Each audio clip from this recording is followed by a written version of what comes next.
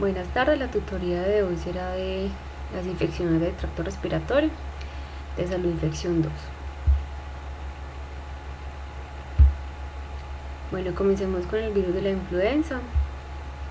El virus de la influenza es de la familia Orthomyxoviridae, es un virus envuelto, tiene viriones pleomórficos, es un RNA de cadena sencilla pol negativa, se clasifica en influenza A con subtipos H1N1, H3N2, H5N1 y otros.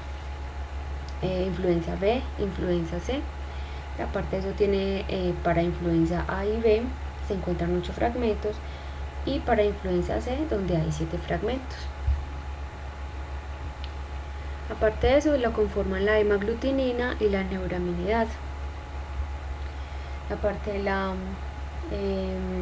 hemaglutinina tiene glicoproteína, es el principal antígeno viral, es homotrímero, requiere cambios de pH para medir fusión de membranas, es variable, va de H1 a H16, se une al ácido ciálico por enlaces alfa 2 a 3 en humanos y es donde se empieza el proceso de replicación.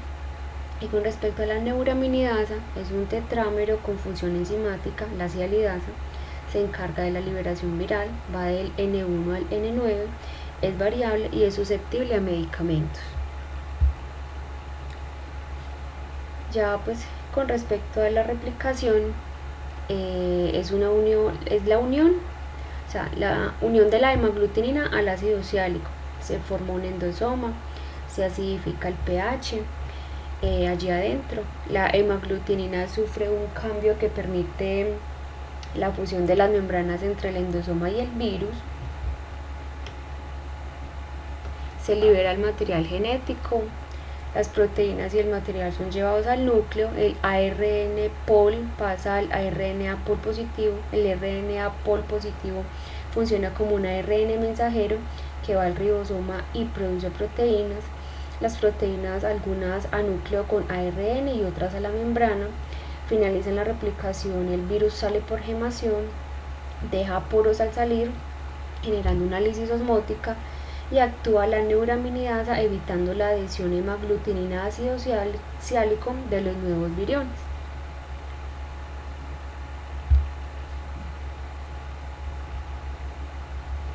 Ya con respecto pues a la patogenia, es la manera de entrada, hay una diseminación local, pero acá en la diseminación local no hay viremia.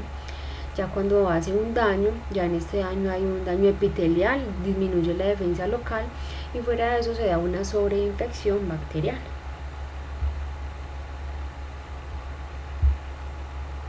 Otras formas de transmisión, entonces, son los aerosoles, las gotas, el contacto directo, ocasionalmente se han descrito pues como transmisión animal-hombre, genera unos síntomas de malestar general, de fiebre, de cefalea. En los extremos de la vida, por ejemplo en los niños muy pequeños y ya en los ancianos, se presentan más complicaciones relacionadas pues como el virus. ¿Qué complicaciones podríamos tener? Neumonía viral primaria, neumonía bacteriana, por ejemplo por el neumonía, por el aureus o por la Haemophilus influenza. Puede haber otitis, sinusitis, miocarditis, pericarditis, el síndrome de Reyes, rabdomiolisis, encefalitis y mielitis.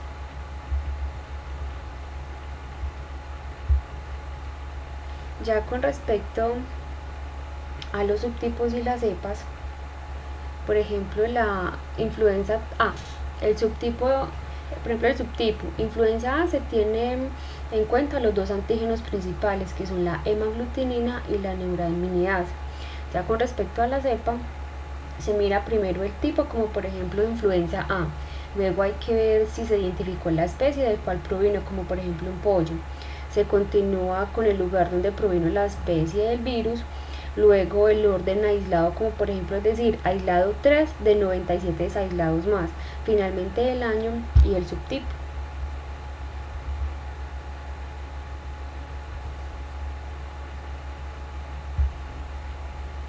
Bueno, ya con respecto a los patrones epidemiológicos está la parte estacional y la parte pandémica.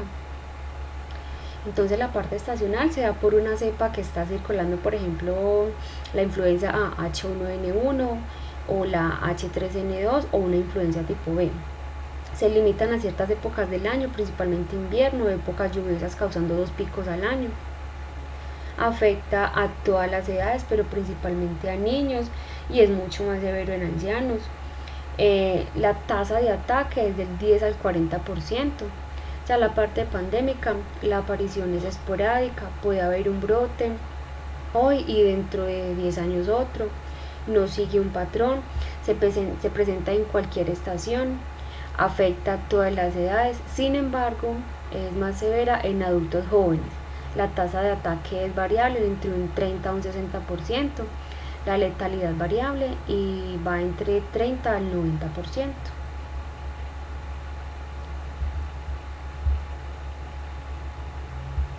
Ya con respecto a la variación antigénica, deriva antigénica o cambio menor, por ejemplo, de la parte estacional. Los cambios puntuales pueden ir de 1 a 6 cambios de aminoácidos por año en la hemaglutinina. Para que esta se pueda dar, se deriva antigénica. Este cambio de aminoácidos se requiere al menos de 3 sitios antigénicos del virus. Generalmente tenemos 4 regiones variables antigénicas en las cuales puede ocurrir ese cambio y la persona puede infectarse de nuevo con esta cepa de 2 a 5 años después.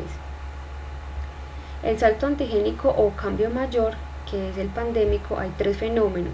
El reordenamiento genético, es una mezcla de 2 virus, el salto de especies y la reemergencia de cepas virales.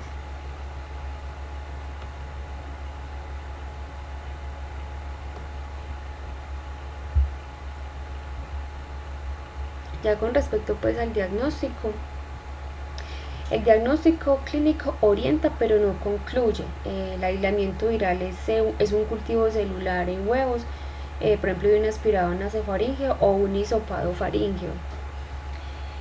La detección de antígeno por inmunofluorescencia o pruebas rápidas, la más importante indica si es A o B, pero no concluye subtipo o cepa. La detección de genoma por PCR o serología por ELISA.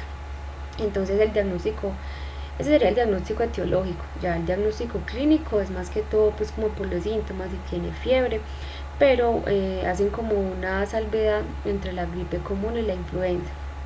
Los síntomas, por ejemplo, como fiebre, en la gripe común no llega a 39, mientras que en la influenza es un inicio súbito a 39 grados. El dolor de cabeza en la gripe común es de menor intensidad, mientras que la influenza es más intenso.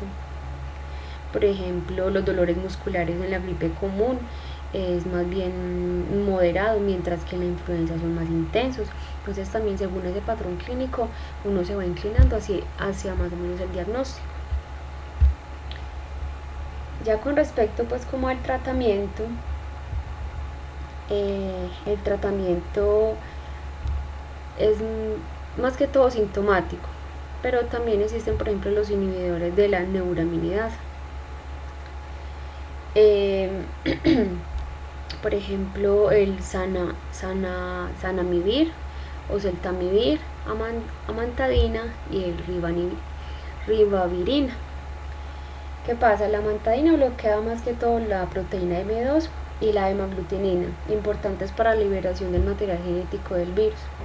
Y la ribavirina bloquea algunas polimerasas del virus. Con respecto pues como a la prevención, las medidas antigénicas son muy importantes, como la mascarilla, el lavado de manos, también está la inmunoprofilaxis pues con la vacuna no replicativa, inactivada o fraccionada, aplicación intramuscular trivalente y cubriendo 2 subtipos, el H1N1 y el AH3N2 y la influenza tipo B. Se reformula cada 6 meses, indicada en niños de 6 a 23 meses y adultos mayores de 60 años, en embarazadas, en personas con enfermedades cardiopulmonares y también las personas que tienen inmunodeficiencias.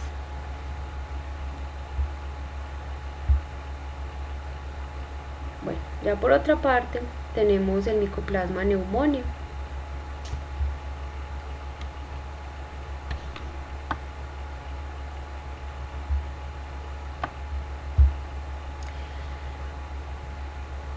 Ya con el proceso pues como el Mycoplasma pneumoniae es del orden Mycoplasma thales, la clase es Molicutes, tiene 2 géneros, el Mycoplasma con 14 especies y el Ureaplasma con 7 especies.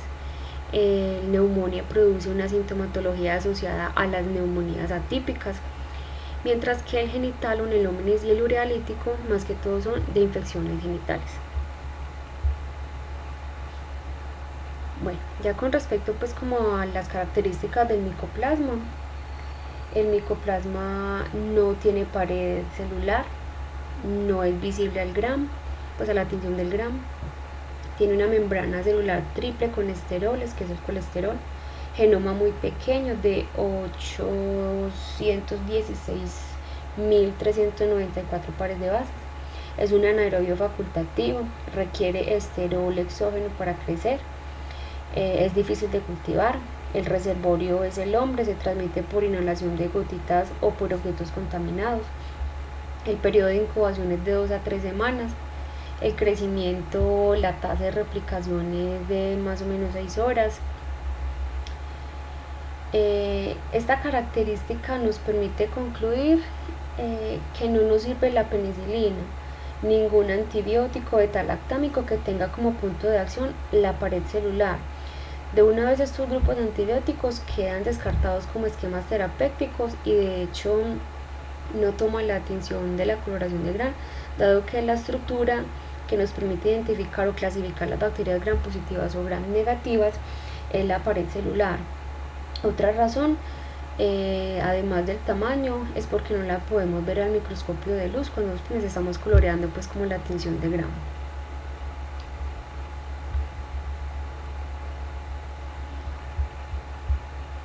Bueno, con respecto pues como a la colonización de la infección, coloniza mucosa del tracto respiratorio, de transmisión de persona a persona pues por gotitas como ya lo habíamos dicho.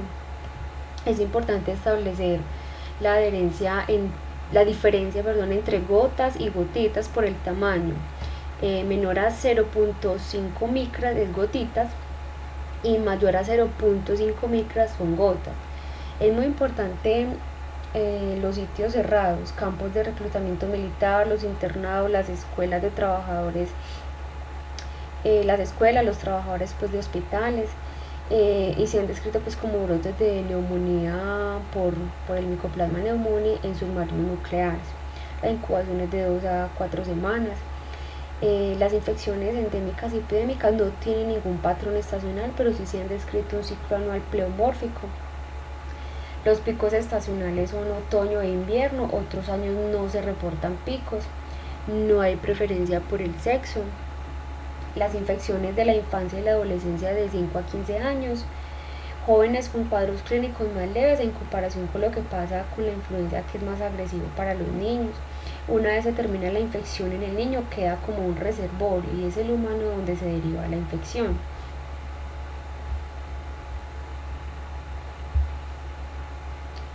Bueno, ya con respecto pues como a la adhesión y al daño al hospedero, entonces la adhesión se genera porque el micoplasma tiene un órgano de adhesión y en esa punta encontramos proteínas como la P1, quizá la más importante, la proteína P30, proteína B y C, proteínas P111, la HMW, que van de la 1 a la 3.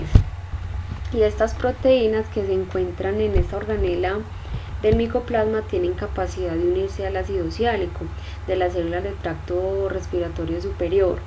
Inclusive también se encuentran esos receptores en los glóbulos rojos. Esa unión empieza a dañar el epitelio, a darle una discontinuidad del epitelio, altera de mala actividad ciliar, da una ciliostasis y el órgano de la adhesión también le permite pues como la capacidad de moverse mediante un movimiento deslizante, a pesar de no tener un flagelo descrito. Se puede realizar sobre una superficie hasta encontrar receptores. Tiene una citotoxina que quizás es uno de los más importantes factores de virulencia. Una citotoxina pues aproximadamente de 590 aminoácidos que se asocia al síndrome de dificultad respiratoria adquirida en la comunidad. se asocia a la producción de peróxido de hidrógeno y de otros reactantes y moléculas de oxígeno. Entonces tienen actividad ADP, ribosiltransferasa y actividad vacuolizante. Y vemos ya claramente cómo ese epitelio se está dañando, y eso es lo que solo empieza como a generar unos signos y unos síntomas, que son los larvados en el tiempo, que van a generar a través del proceso de la infección unas características de la neumonía o de la infección respiratoria típica, llevando entonces a una pérdida de la integridad del epitelio, a una vacuolización celular, a un desbalance de los electrolitos a nivel de la célula y a una metaplasia del epitelio del tracto respiratorio. Entonces ya pues con respecto pues como a los pasos, como más concluso lo podríamos definir así: llega el micoplasma con su espícula y se pega al bronquio y empieza a generar a través de esa toxina del síndrome respiratorio adquirido en la comunidad, asociada a la producción de peróxido de hidrógeno. Entonces empezamos una cascada proinflamatoria que inicialmente libera las citoquinas proinflamatorias como el TNF, la interleuquina 1 beta, la interleuquina 8 y los reactantes que activan, y hay presentación y se genera toda una respuesta a nivel de las células T, las B, los macrófagos y los neutrófilos. Se activan también otras vías de la ciclooxigenasa con liberación de histamina y todas las consecuencias que se generan cuando está aumentada la permeabilidad vascular, y permite que lleguen muchas más células al sitio inflamatorio. Una vez que el epitelio está rodeado, allí también se van pues como a pegar unas moléculas como polisacáridos, proteínas, lípidos, que son propios del hospedero, y en ese sitio se va a enredar el micoplasma haciendo un proceso de colonización. Se van a ver como verdaderas colonias, pero también se va a ver como una especie de biopelícula. No se sabe pues muy bien por qué, pero se ha encontrado que hay dos tipos de proteínas que se asocian a la resistencia a los macrólidos. Ya el micoplasma de neumonía puede estar asociada a la exacerbación del asma por un proceso inflamatorio del árbol respiratorio, más bien como una especie de reacción de hipersensibilidad. Bueno, ya con respecto al diagnóstico, el diagnóstico clínico es más que todo una identificación clínica del síndrome, pero la clínica no es suficiente. Hay una ligera leucocitosis, unos valores de PCR que son más bajos. Si los comparamos con la PCR en una paciente con una neumonía típica, también la tinción Gram del esputo nos permite excluir otras causas, por ejemplo, encontrar que no hay una presentación de cocos gram positivos como son los Streptococcus pneumoniae, el Haemophilus influenza. También, por ejemplo, el no encontrar o al encontrar el Staphylococcus aureus, que son muy importantes entre las bacterias para las neumonías típicas. También está la prueba de criohemaglutinina para eritrocitos humanos del grupo O. Son positivas en el 50% de los infectados, con un valor superior entre el 1 al 64, de 1 en 64 divisiones. Anticuerpos específicos son importantes, por ejemplo la fijación del complemento, la inmunoglobulina M específica, que es un método de enzimo inmunoanálisis, y la detección de antígenos bacterianos. Ya con respecto pues como a la evolución, es una evolución lenta y suave al inicio. Entre los síntomas están la temperatura, la tos, el dolor torácico. En los rayos X no nos va a mostrar una consolidación lobar, sino un factor más intersticial. Es más miliar que focal, es decir, no tiene focos consolidados, sino difusos. Las aglutininas frías que van aumentando llegan a un pico y luego bajan, por lo que es muy importante el momento de hacer la determinación de antígenos, y los cultivos son importantes desde el inicio hasta el final, y los títulos crecientes de anticuerpos que empiezan a dar positivos a partir del día 20. Por lo tanto, pues el diagnóstico va muy de la mano de la clínica a pesar de lo inespecífico.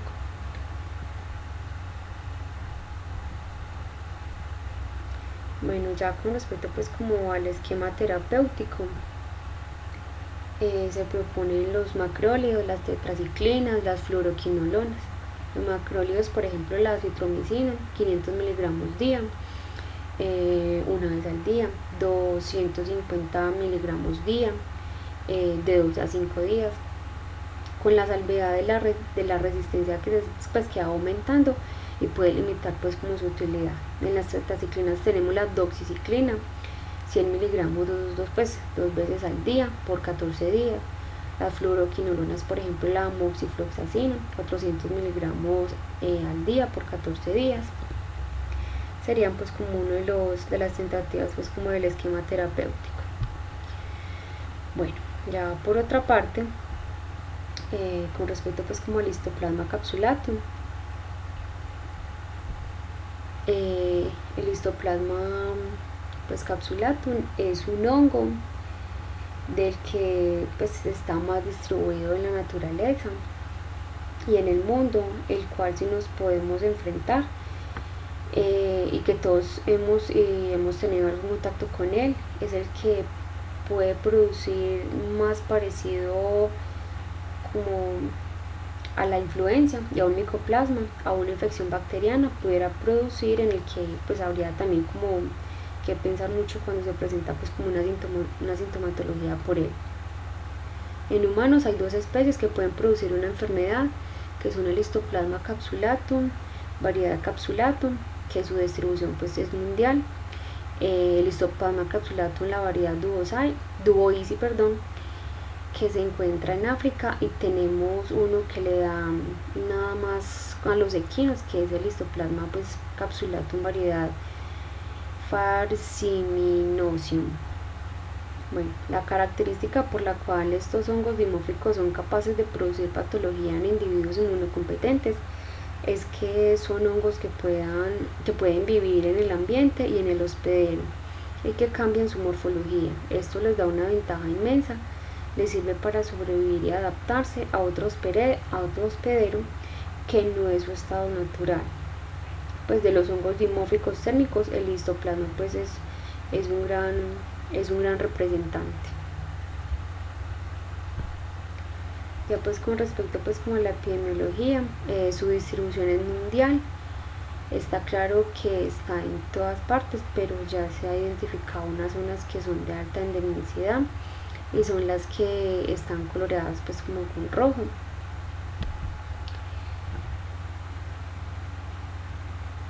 En Colombia hace parte de estas zonas de alta endemicidad y podemos ver en Antioquia, en Cundinamarca, en Tolima, y son las regiones que más casos han estado reportando.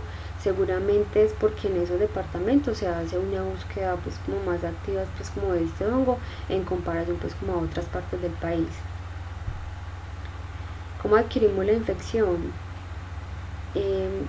Depende de que a mí como hospedero, si estuve como en un sitio de riesgo o no. Primero, ¿cómo adquirimos la infección? Debe ser la presencia del hongo, del estado inmunológico que presente la persona. Si la persona tiene como una condición como el EPOC, pues enfermedad obstructiva crónica, enfermedad pulmonar obstructiva crónica, o algo que altere la estructura del pulmón que impida responder bien frente a lo que estoy inhalando. La cantidad inhalada, a mayor cantidad es más difícil controlar la infección, y la virulencia del histoplasma que estoy inhalando, que también pues es muy importante considerarla. Entonces, ¿cómo es el ingreso? Entonces, una vez él llega y se establece en el intersticio alveolar, sin embargo el micoplasma tiene una particularidad de que no se queda ahí tan fácilmente, logra diseminarse y viajar a ganglios ciliares y mediastinales, y a través del conducto torácico puede llegar al torrente sanguíneo. Y si no se logra hacer en los primeros 4 días, pues recuerden que la inmunidad pues innata dura en la escena las primeras 96 horas, y una buena articulación con la inmunidad adaptativa para que logre controlar ese primer encuentro con ese agente. Él llega a otros órganos del sistema retículo endotelial y lo hace por los vasos linfáticos para poder reproducirse allí, y si somos capaces de despertar una buena respuesta inmune, lo contenemos, y si no, él va a seguir pues como multiplicándose. ¿Qué apoya en este caso la capacidad o qué me sustenta la capacidad del histoplasma para producir la infección o enfermedad? Pues el histoplasma en su pared celular tiene pues unas microconidias con unos beta 1, 3 glucanos. Esto van a ser reconocidos por los receptores de dectina, que es un receptor que actúa de forma sinérgica con los receptores tipo TOL, y esto va a ser a nivel intracelular que se activen unas señales. Pero también hay que tener en cuenta que el hongo también tiene melanina, que son como unas bolitas verdes. Para él es un escudo protector. Esto va a hacer que los agentes oxidantes que liberan los neutrófilos y las especies reactivas de oxígeno no puedan reconocerlo pues como tal. Entonces lo protege de la fagocitosis y esos agentes oxidantes. Esto cuando esta es como microconidia, y cuando se transforma a blastoconidia, lo que va a tener en su pared es principalmente el alfa 1,3 glucano, y son una manera de enmascararse porque no hay receptores que los puedan reconocer. Entonces se ha evitado ahí ese primer reconocimiento, que es fundamental para poderse adherir a las células y al sistema inmune para poder penetrar. Entonces con ese alfa 1,3 glucano no tiene quien lo reconozca para ser fagocitado y ser eliminado. Porque una de las cosas cuando yo puedo fagocitar un microorganismo es que lo internalizo, y con la unión del fagolisosoma mediante las enzimas y el pH lo trato de eliminar. Entonces evade el reconocimiento cuando ya este pues se transforma en blastoconidia. Con respecto pues como a los factores de virulencia, una vez llega y está en contacto con esos macrófagos alveolares, que son esas células residentes que están ahí, la proteína de choque térmico 60, el HSP60, me va de ese reconocimiento y puede entrar al macrófago, y cuando está adentro, resistente mediante a esa proteína de choque térmico, porque no se da la unión al fagolisosoma, ni las enzimas están allí, ni logran eliminar. Entonces es resistente a través de esa unión a la acción que se dispara por este mecanismo. También hay otro mecanismo que a través de la ruta 2 integrina, que son los que denominamos CR3, que es otro sitio además de la dectina por donde él puede entrar. Y acuérdense que el sistema inmune tenemos receptores y funciones que son redundantes, que todas se suman para que sea mejor la respuesta, pero también los microorganismos para evadir.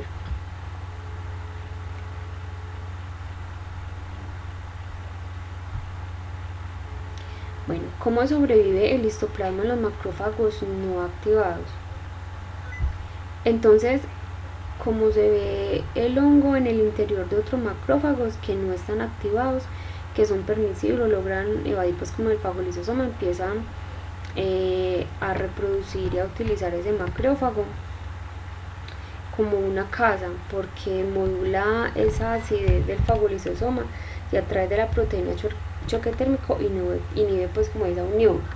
Se ha visto que muchos hongos poseen diferentes mecanismos para obtener hierro del hospedero, además de inhibir la apoptosis, la expresión MAC1 en los leucocitos. Inhibir la apoptosis es favorable para él porque es intracelular y necesita la casa para seguir viviendo. Entonces ellos tienen un mecanismo para poder permanecer y poder seguirse reproduciendo. Bueno, la histoplasmosis se presenta como una infección pulmonar, y hay una diseminación a través de los ganglios linfáticos o ganglios regionales y por vía hematógena a otros órganos. En los pacientes inmunocompetentes hay una formación de granulomas, y en los pacientes con deficiencia inmune ellos no logran controlar la infección y se observan acúmulos de estructuras micóticas en los macrófagos. Se disemina y no hay granulomas. Entonces, en los pacientes inmunocompetentes, la formación de granuloma ¿qué quedas? Quedas como una cicatriz donde hay una necrosis de calcificación y se calcifica y aparece como un micronodulito. Todo lo que tenemos es como una cicatriz de nódulo, no son solo por la micobacteria, también puede ser por el histoplasma, ya que también está pues como distribuido pues en la naturaleza, para que no solo se piense pues como en el micoplasma tuberculosis. Entre las formas clínicas de la histoplasmosis, cuando miramos cuál es el espectro de los cuadros que puede producir el histoplasma, muy importante que tengamos en cuenta lo siguiente: siempre que partimos de quién es mi hospedero, entonces tengo que mirar, uno, si es un hospedero inmunocompetente. Si inhala un inóculo leve a intermedio, el cuadro clínico que va a presentar es asintomático, puede ser un resfriado común muy leve que se autolimita pues rápidamente. Pero si se inhala un inóculo abundante, los síntomas van a ser como el de una influenza, pero más grave o severa: fiebre, dificultad respiratoria, tos moderada a severa, que puede ser productiva o no, puede ser no productiva, y no es uno de los problemas pues para diagnosticar todos los síntomas constitucionales, y es uno de los problemas para diagnosticar, porque todos los síntomas constitucionales y que en vez de mejorar empeoran con el tiempo. Pero también hay que mirar cuando los pacientes tienen defectos estructurales en el pulmón, por ejemplo como el EPOC, o pacientes que tuvieron tuberculosis, porque esto les provoca las cicatrices. Entonces, independiente del inóculo, ya no es tan importante la cantidad de inóculo que tenga, sino que le va a dar una histoplasmosis pulmonar crónica cavitaria y se parece mucho más a una tuberculosis crónica.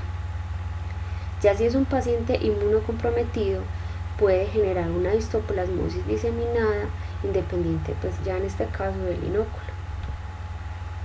¿Cuáles son los signos y síntomas?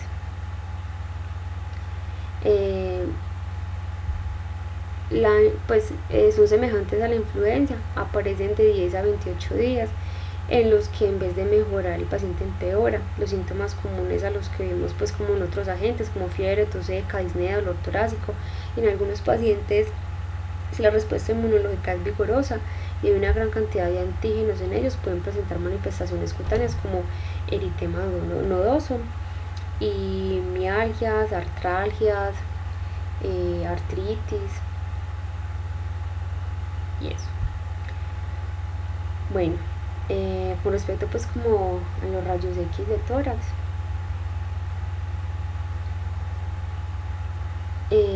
los rayos X de tórax no dan el diagnóstico, se ven es como unos parches neumónicos, o se ven también como unos infiltrados miliares, reticulonodulares, bilaterales. Se puede ver una linfadenopatía iliar o mediastinal. Ya con respecto pues como al diagnóstico directo de la histoplasmosis, también hay uno directo y hay uno indirecto. Con respecto al directo, que es el examen directo y el cultivo, entonces en el examen directo me dice si es, o sea, se le hace una coloración especial de Wright o Jensa, que podemos ver las blastoconidias, que tienen una falsa cápsula que no se tiñe y están a nivel intracelular, son pequeñas de 2 a 4 micras. Esto tiene una sensibilidad variable entre el 5 al 60%.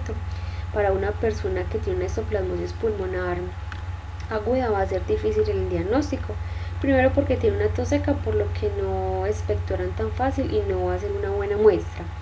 Hay que hacer un lavado alveolar que tiene muchas limitaciones, y más complicado aún pues hacer una biopsia pues como en este caso. Ya pues con respecto al cultivo, el cultivo es muy bueno porque se logra recuperar el hongo, pero es muy poco lo que va a salir en el esputo de estos pacientes. Si me da negativo el cultivo, no se puede descartar desde aquí, porque la sensibilidad va del 20 al 80%. En la histoplasmosis pulmonar aguda, el otro problema con los cultivos con hongos es que el tiempo que tarda, e incluso en los laboratorios de microbiología en sí, es de 2 semanas. No crece de 2 semanas no crece nada, pues como se descarta el cultivo. Entonces hay que informar si se está sospechando un hongo o una micobacteria para que sepan que ese cultivo lo tienen que guardar por más tiempo y que lo tengan que cultivar en unos medios especiales. Ya con respecto pues como al diagnóstico indirecto de la histoplasmosis, que son las inmunológicas, la PCR anidada y la antigenemia, entonces son muy buenas porque ya vimos las limitaciones de las pruebas directas. Pero por ejemplo la prueba inmunológica, pues en suero o en líquido cefalorraquídeo, la detección de anticuerpos EM-IH por inmunodifusión. También está la titulación de anticuerpos fijadores de complemento que reaccionan tanto con antígenos extracelulares de levadura como micelio. Títulos mayores de 1 en 16, hay que sospechar histoplasmosis que se hace en el suero. La PCR anidada para histoplasmas son muy sensibles, dan entre el 90 al 100% positivas cuando el paciente tiene la infección activa, y puedo analizar cualquier líquido corporal, tejido fresco o en parafina, en sangre total, donde yo sospeche que el hongo pueda estar.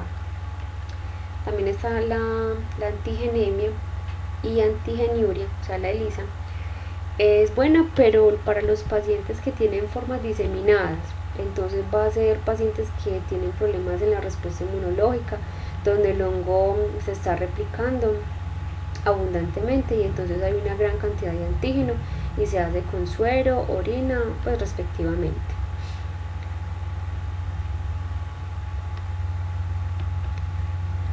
Ya pues con respecto como al tratamiento de las micosis profundas, hay una terapia primaria o de choque, que es con la anfotericina B, cuando se tiene un síndrome de dificultad respiratoria y el cuadro es severo, o más o menos por 2 semanas, incluso hasta habrá que darles esteroides para que la respuesta inflamatoria no sea tan severa.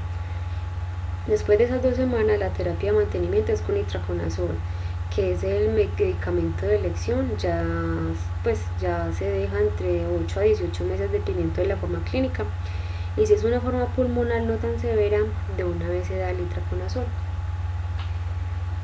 Pues dependiendo de la forma clínica y la severidad, en la forma de histoplasmosis pulmonar aguda hay unos que piensan que si el paciente es inmunocompetente no se debería tratar, y pues si se ve que el paciente está saliendo, pero hay unos que llegan a tener síndrome de dificultad respiratoria e incluso hay que ponerlos pues en una unidad de cuidados intensivos. El mensaje es que los hongos pues también pueden producir cuadros severos y pues no solamente las bacterias podrían hacer eso.